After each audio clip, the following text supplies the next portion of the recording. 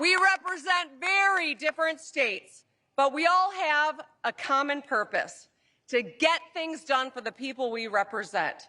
And we need strong, stable partners in the White House who will have our backs. You got that.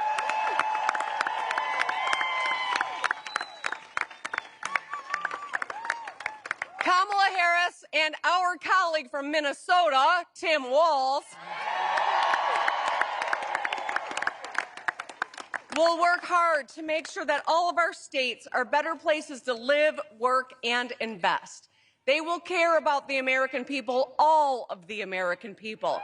They have proposed real plans to lower costs, to grow our economy, and to protect our fundamental freedoms. From building 3 million homes to tax relief for 100 million working and middle-class families, to in-home care for seniors on Medicare, to protecting women's, workers, and LGBTQ+ rights.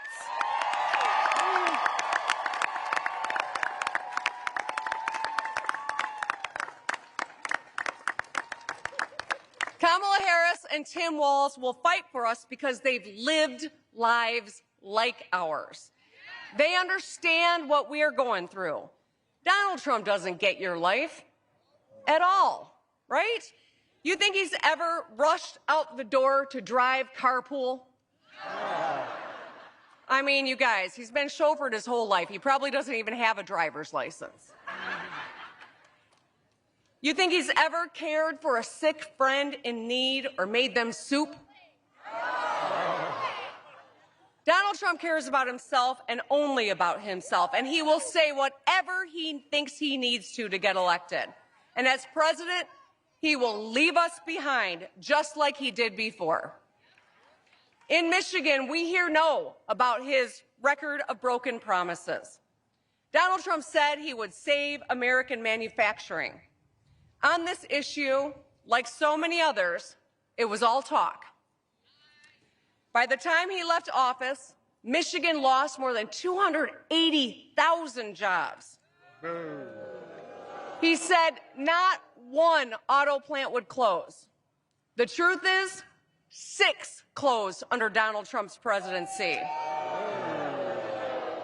He even suggested that auto manufacturing move out of the Midwest and down south to non-union states. Now, there is no place in America that understands better than the Midwest that when a factory leaves, it takes a whole lot more with it. It means fewer students in our public schools, fewer first responders, fewer residents, fewer small businesses. All of us, Republicans, independents, and Democrats, want to bring manufacturing jobs back home.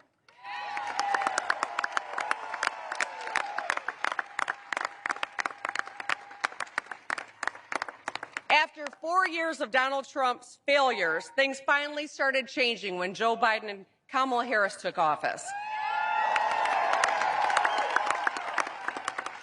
They worked across the aisle to invest in American industry and Midwest workers.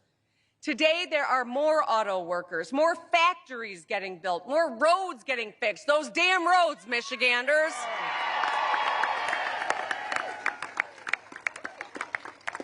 You don't think I hear you cursing me under your breath when you're driving.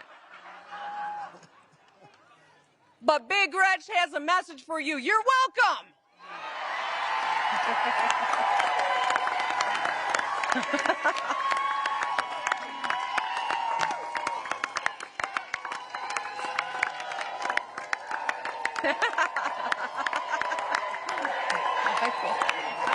It's a thing. Okay. Thank you. All right. So, more auto workers, more factories, more roads getting fixed, more affordable places to live, more middle-class jobs than when Trump was president. And when Kamala Harris becomes our next president, she's going to throw it into overdrive, friends. On the other hand, we know that Donald Trump's agenda is to go backwards. It's the same old stuff from the same old guy, right? And we are not going back. Going back. We're not going back. We're not going back. We're not going back. We're not going back. We're not going back. We're not going back. Now let me get real with you for a second. I remember very clearly what it was like the last time Donald Trump was in office. And my fellow governors do too. During COVID, he told states like us, when we were desperate for medical supplies, that we had to go find them ourselves. He said to us governors, I am not the nation's shipping clerk, when we were begging for supplies to save lives here in Michigan, in New York, in Illinois, in Louisiana, in all of our states. But at the same time, he was sending supplies to his pal Vladimir Putin. He betrayed us. He betrayed his oath of office. In a second term, it will be worse. Just listen to what he says. He called for the National Guard and the U.S. military to be used against the enemy from within. He's talking about people who don't support him. Between the Supreme Court of the United States and his Project 2025 agenda, he would have unchecked power to do whatever he wants. He called January 6th a day of love. You asked the police officers who were beaten to within an inch of their lives if it was a day of love. We all saw it with our own eyes for what it was, an attempted coup that played out on live TV. As governors who have all faced our own share of crises, we know that tough times reveal your true character. Donald Trump has shown us that he is incapable of handling a crisis. He is a petty man who tells dangerous lies and is always looking for someone else to blame. We don't need that. We need leaders who are going to put politics aside and work together to solve problems.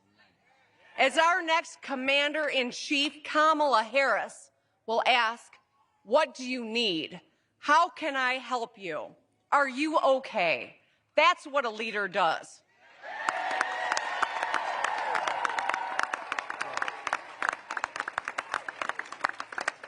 A leader rallies the troops to help one another. She is tough, she is tested, and she is ready to hit the ground running and will always be there for Michigan, for Pennsylvania, for New York, for Wisconsin, for Maryland, for every American.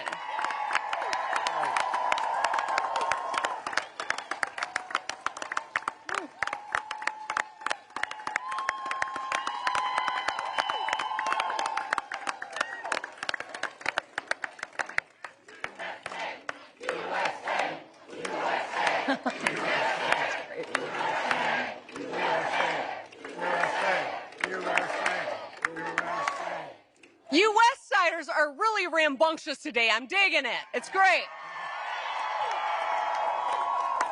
Both Kamala Harris and Tim Walz embody the values that we teach our children here in the Midwest. You work hard, you tell the truth, and you get shit done.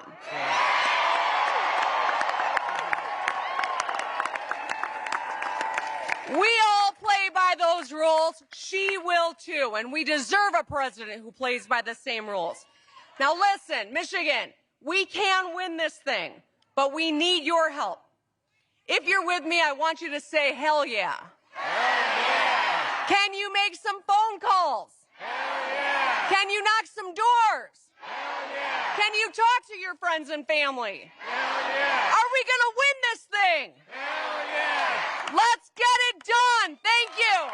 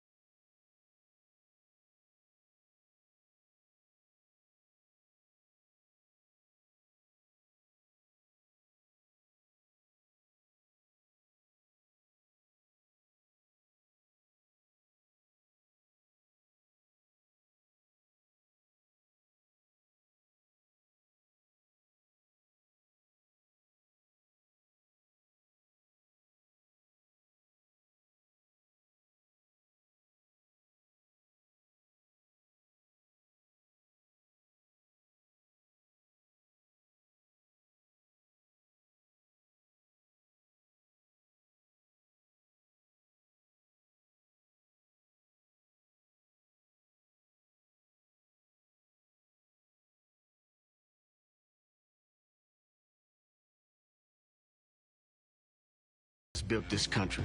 Our blood, our sweat, our tears, we're the ones that sacrificed to allow these billionaires to make their billions. And Trump said he wanted to send our jobs out of Michigan for a lower paying wage. So we get desperate and beg for our jobs back. Donald Trump believes that my family doesn't deserve a livable wage. Kamala Harris has a history of fighting for the American worker. Kamala Harris is looking out for us. I'm Kamala Harris, and I approve this message.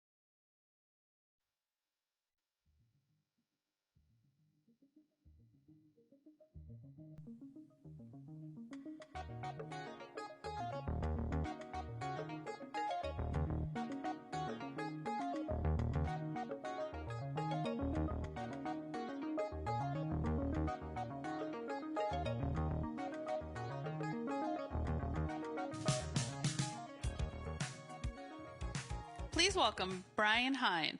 Brian is a trustee and delegate at the Michigan Regional Council of Carpenters, Local 687 in Warren, Michigan. He has been a proud union carpenter for 38 years at his local.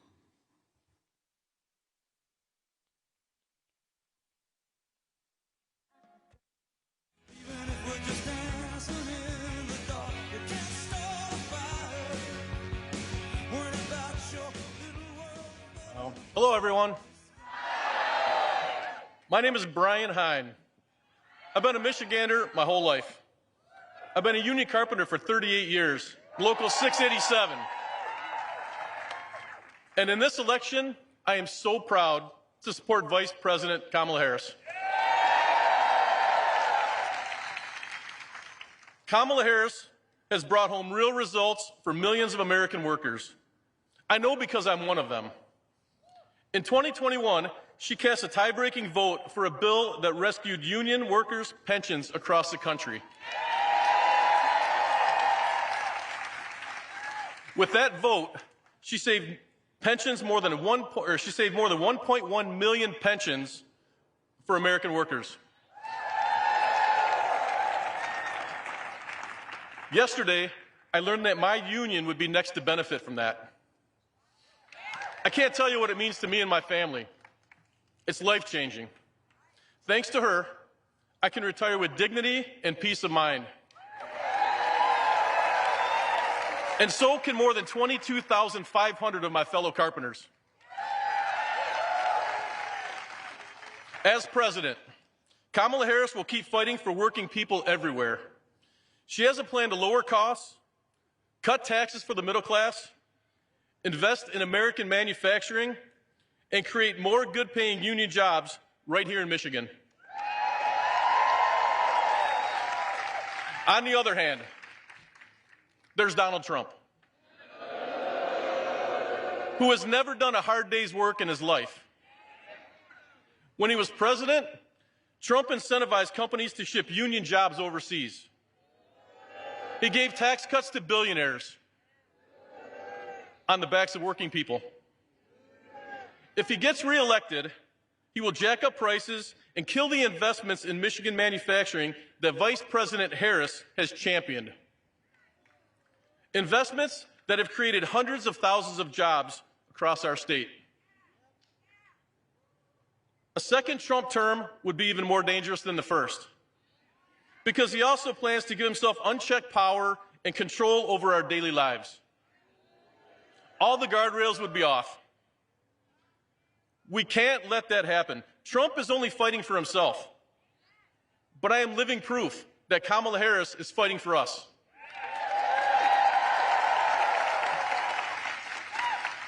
That's why I am so honored to introduce to you your Vice President and next President of the United States, Kamala Harris.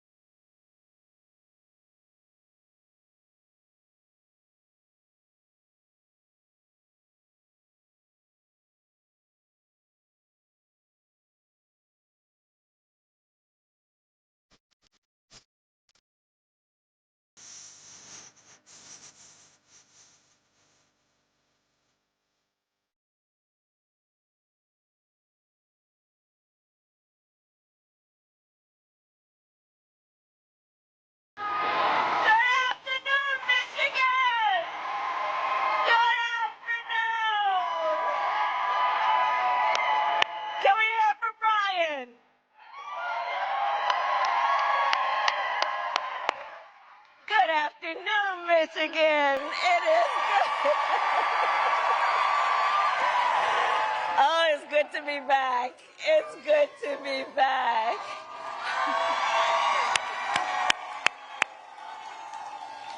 afternoon. Oh. Oh my God. Okay. Thank you. Okay, let's get to business. Let's get to business. Thank you. Thank you. I'm very tired. Thank you all. Oh, it's good to be there. Thank you all very much. Thank you. Thank you. Okay, let's get to work. Let's get to work. Let's get to work. Let's get to work.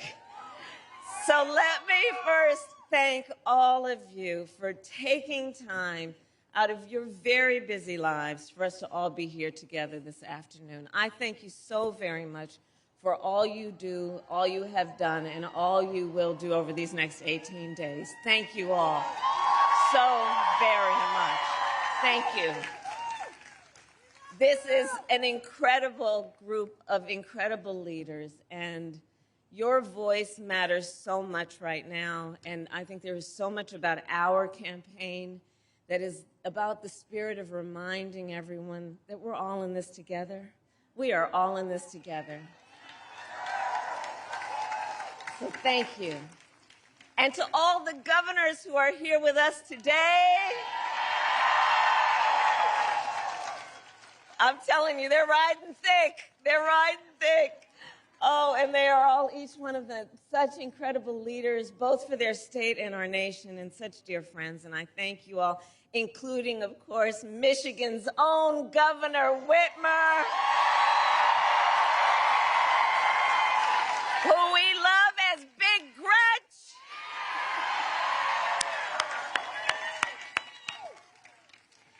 And to the governors, I want to say you've been traveling the country for our campaign, and I'm so deeply grateful for your support. I also want to recognize Senator Stabenow, a champion for Michigan, Representative Skolton, who we will re-elect to the United States Congress.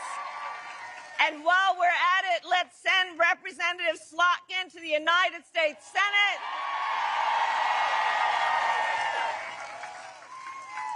All right, so we got work to do. 18 days. 18 days left in one of the most consequential elections of our lifetime. And as you know, everyone here knows, this election is truly about two very different visions for our nation. Ours, that is focused on the future. Donald Trump's, that is focused on the past. Ours, that is focused on bringing down the cost of living for working families, investing in small businesses and entrepreneurs. Ours, that is about protecting reproductive freedom.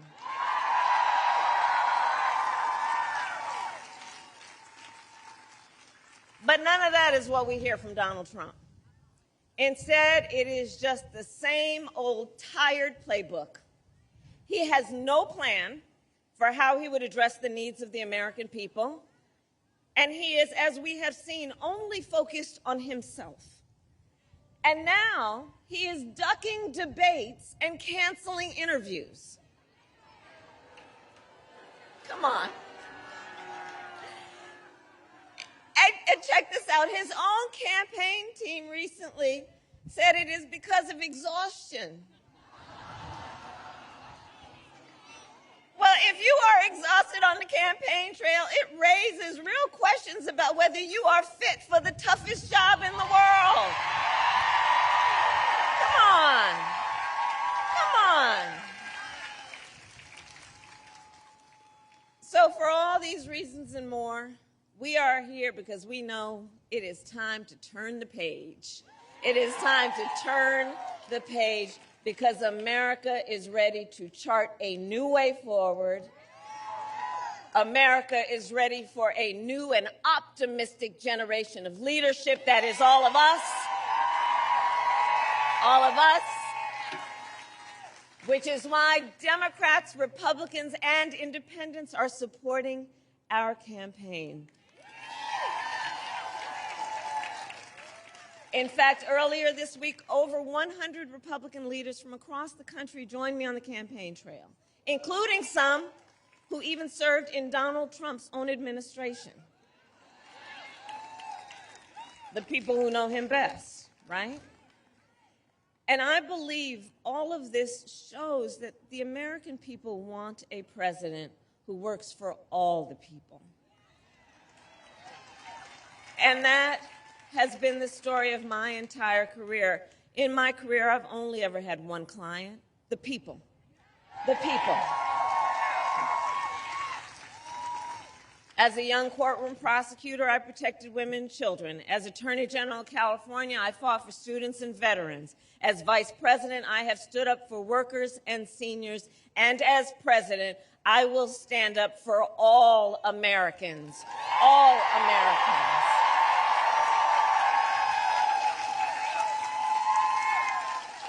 And together, we will build a brighter future for our nation.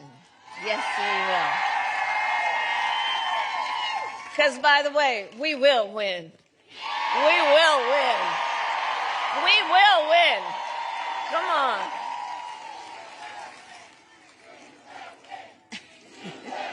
Yes, we will. We will win. We will win. And we will win. And one of the reasons that we know we are working hard toward that win is because we believe together in building a future, in what we can do together as a nation, and a nation of people who see what we have in common, more than what separates us. We will build towards a future where we have an economy that works for all Americans. We will build what I call an opportunity economy so that every American has an opportunity to own a home, buy a car, build wealth, and start a business. In fact, do we have any small business owners here? I love our small businesses. I got a plan for you. I love our small businesses. Our small businesses are part of the backbone of America's economy. Bless you all for the work you are doing. So under my plan, we will also bring down the cost of housing. And we will help entrepreneurs start and grow small businesses. My plan will expand Medicare to cover the cost of home health care for our seniors,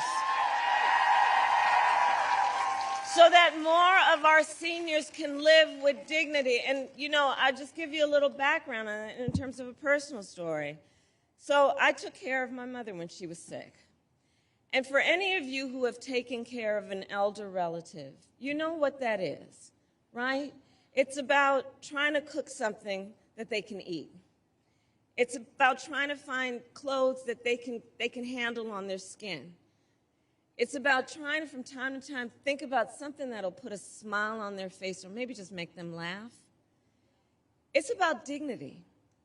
But under the current system, and especially for those in the sandwich generation who are raising young kids while you're taking care of your parents, it's difficult. And under the current system, to get help for taking care of your seniors, unless you got the extra money sitting around, you'd have to leave your job or pay down all of your savings to qualify for Medicaid.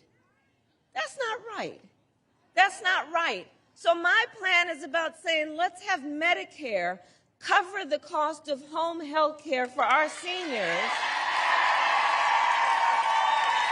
which is a matter of understanding how real people are living and understanding the importance of everyone being entitled to dignity.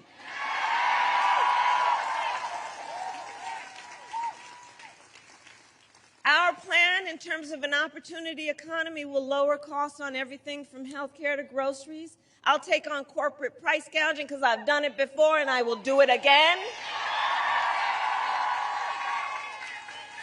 My plan will also give middle-class tax cuts to 100 million Americans, including $6,000 tax credit for the first year of a child's life so that our young parents can do what they naturally want to do, which is parent their children well, but they don't always have the resources to be able to do it. So let's help them out so that they can buy a car seat, so that they can buy a crib, so that they can take care of that baby's needs during that critical phase of their development. We all benefit from it.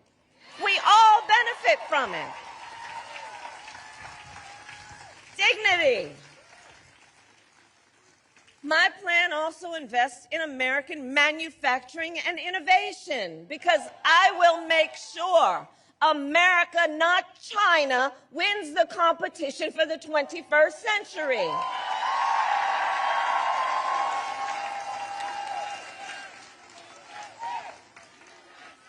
That's right. That's right. And so, to that point, and with pride, we all say, we must and we will invest in the industries that built America, like steel, iron, and the great American auto industry.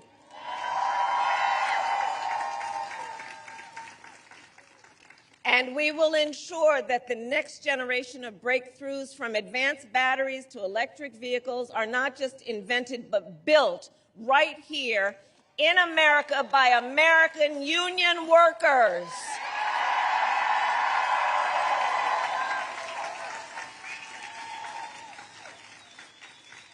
And Michigan, I know I'm going to tell you what you already know, but let us be clear for folks who are watching from different parts of the country. Contrary to what my opponent is suggesting, I will never tell you what kind of car you have to drive, but here is what I will do. I will invest in manufacturing communities like Kent County. Together, we will retool existing factories, hire locally, and work with unions to create good-paying jobs.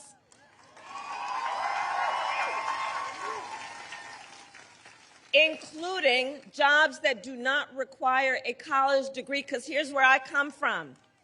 I know a college degree is not the only measure of the skills and experience of a qualified worker.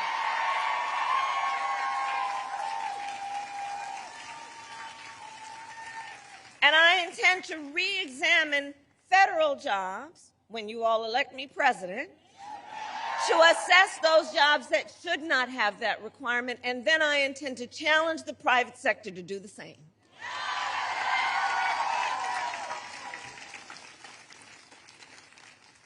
Now, all of this is to say Donald Trump has a different approach. He makes big promises, and he always fails to deliver. So, remember, he said he was the only one, you know how he talks, the only one who could bring back America's manufacturing jobs. Then, America lost almost 200,000 manufacturing jobs when he was president. Facts, including tens of thousands of jobs right here in Michigan. And those losses started before the pandemic, making Donald Trump one of the biggest losers of manufacturing jobs in American history. And his track record for the auto industry was a disaster. He promised workers in Warren that the auto industry would, and I'm going to quote, not lose one plant during his presidency. Those were his words, not one plant. Then American automakers announced the closure of 6 auto plants when he was president, including General Motors in Warren and Stellantis in Detroit. Thousands of Michigan auto workers lost their jobs. And Donald Trump's running mate recently suggested that if they win, they would threaten the Grand River assembly plant in Lansing, okay? The same plant our administration protected earlier this year, saving 650 union jobs. 650 union jobs. His running mate called those table scraps. So we fought hard for those jobs, and we believe that you deserve a president who will protect them and not insult them. And make no mistake, Donald Trump is no friend of labor. Let's be really clear about that, no matter what the noise is out there. He is no friend of labor. Just look at the record. Instead of his rhetoric, look at the record. And let's not fall for the okie doke. Seriously, he encouraged automakers to move their plants out of Michigan so they could pay their workers less. Understand what that was about. So they could pay their workers less. And when the UAW went on strike to demand the higher wages they deserved, Donald Trump went to a non-union shop and attacked the UAW. And he said, striking and collective bargaining don't make, quote, a damn bit of sense.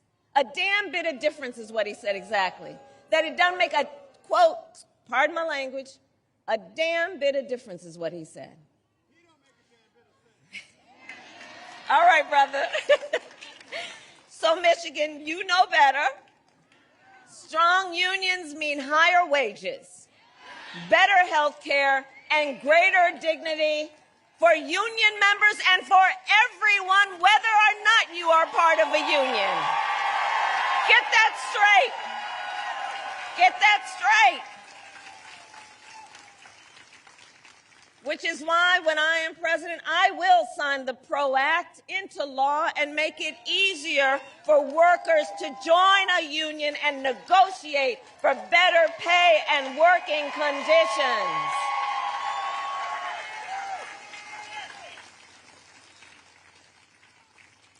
And now Donald Trump is making the same empty promises to the people of Michigan that he did before, hoping you will forget how he let you down the last time.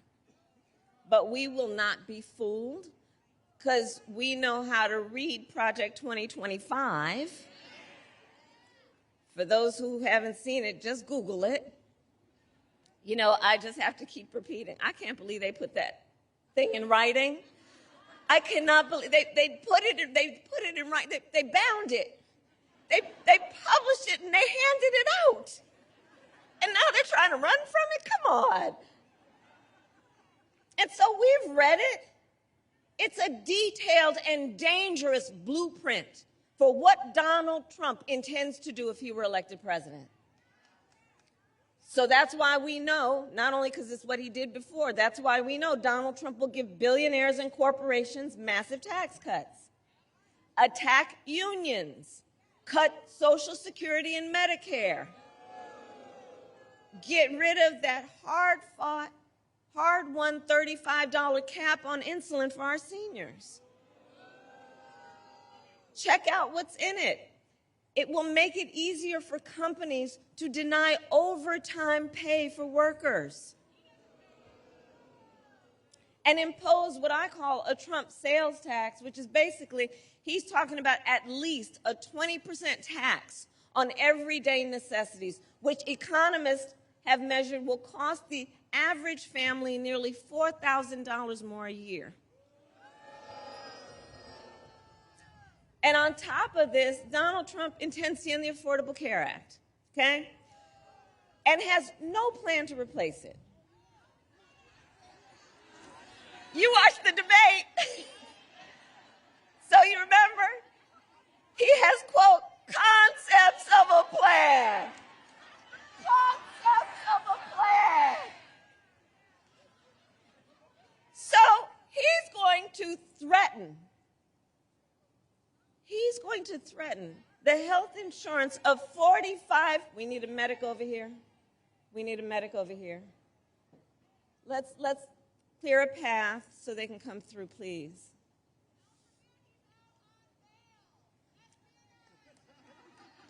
And we got jokes over here, grounded in reality. We okay? Okay, we're okay. Thank you all. So,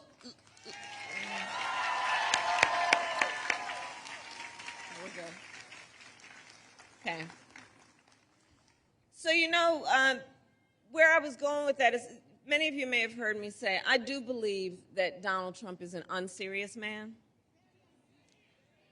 And the consequences of him ever getting back into the White House are brutally serious. Brutally serious. So on that point about concepts of a plan, it's funny. We thought it was ridiculously hilarious when we first heard it. But here's the thing about that. He is basically going to threaten the health insurance of 45 million people based on a concept. And take us back to when insurance companies could deny people with pre-existing conditions? You remember what that was like?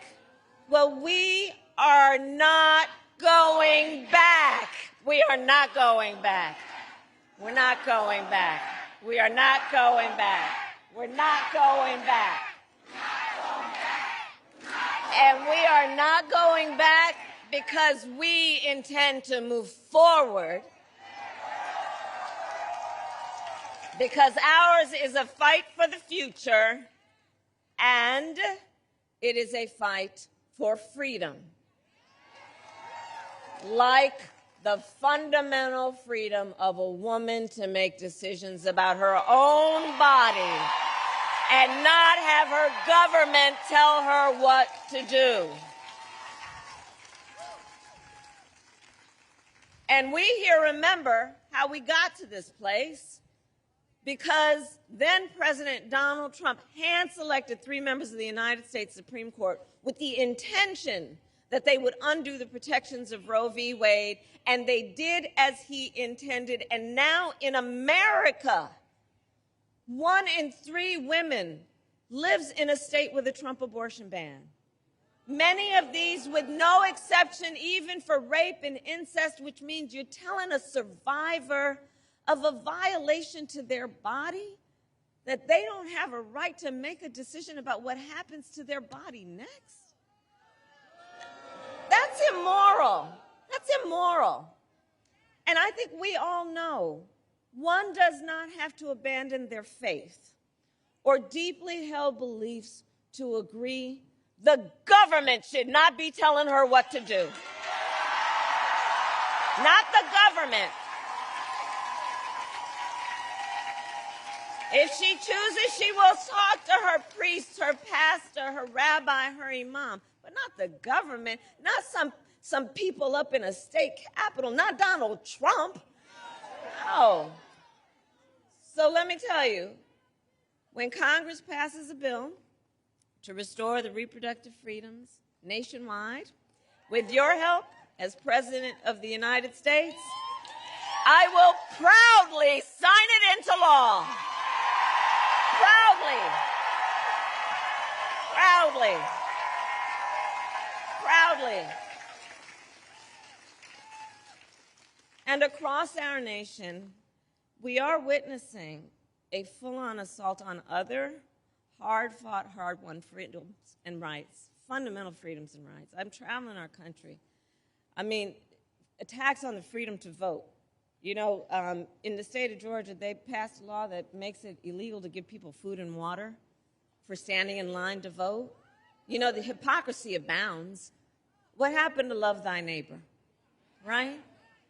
Attacks on the freedom to join a union, attacks on the freedom to be safe from gun violence, attacks on the freedom to love who you love openly and with pride.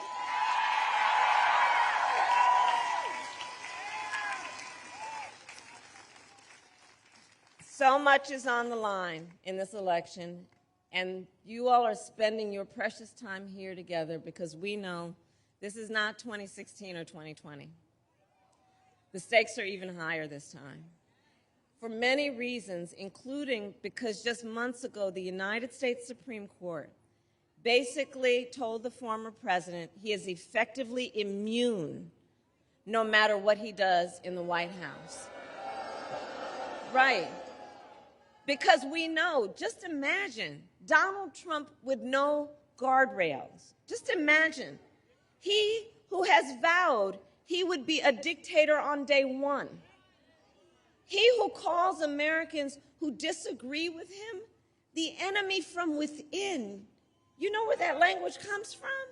The enemy from within, talking about Americans. He who says he would use the military to go after them, American citizens. He who has called for the, quote, termination of the Constitution of the United States of America. And we are clear, someone who suggests we should terminate the Constitution of the United States should never again have the privilege of standing behind the seal of the President of the United States.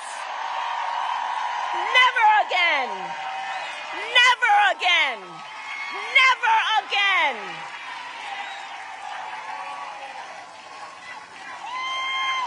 Never again. Never again. So, Michigan, it all comes down to this. We know why we're here together. We know what's at stake. And we are here together for one of the most important of all the reasons.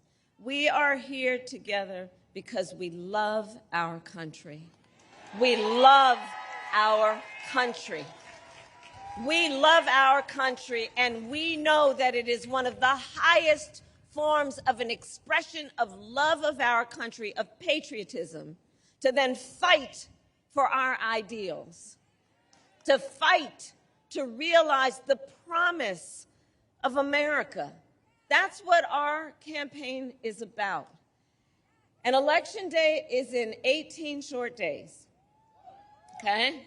And here in Michigan, early voting starts on Saturday, October 26th, which is 1 week from tomorrow. So now is the time to make your plan to vote. Make a plan. Make a plan. And if you have received your ballot in the mail, please do not wait. Fill it out and return it today. Because, folks, the election is here. The election is here right now. And like I know everybody here knows to do, we've got to energize and organize and mobilize and remind our neighbors and our friends that their vote is their voice. And your voice is your power. In a democracy, while we can hold on to it, our vote is the power that each of us as an individual has. It's an extraordinary power. And we will not give it away. And we will not let anyone suppress or silence our power. Don't ever let anybody take your power from you.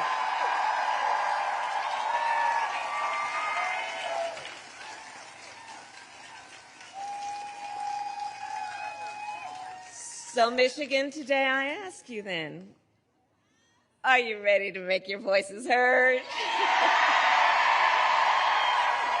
Do we believe in freedom? Do we believe in opportunity? Do we believe in the promise of America? And are we ready to fight for it? And when we fight, we win. God bless you, and God bless the United States of America.